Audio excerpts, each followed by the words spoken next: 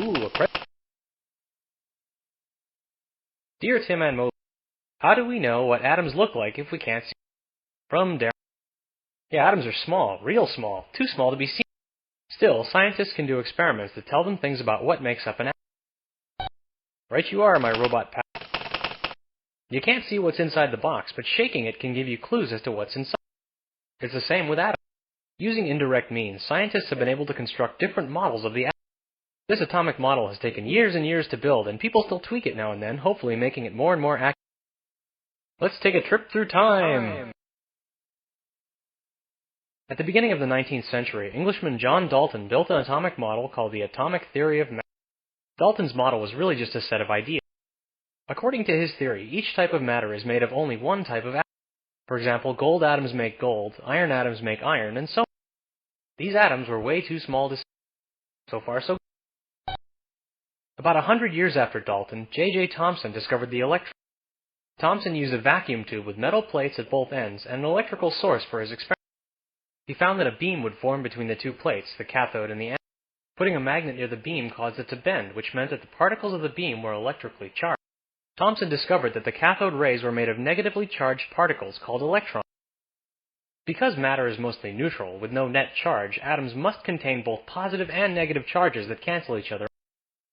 Thomson stated that negatively charged electrons must be stuck all throughout a positive mass. Think of it like the atom is cookie dough and the electrons are chocolate chips. The discovery of electrons was a big deal, but it left some questions to be answered. What were the positive particles holding those electrons in place? In 1909, Ernest Rutherford and his team set out to answer some of those questions. They beamed positively charged alpha particles at a sheet of really thin gold foil. Because so many particles could pass right through the thin gold foil, Rutherford hypothesized that the gold atoms must mostly be made of empty space. But some of the particles did bounce off, so Rutherford revised his hypothesis to say that a gold atom must have some very small positively charged mass. He named this mass the nucleus. He called the positively charged nucleus particles protons and said that the electrons were scattered in empty space around the nucleus.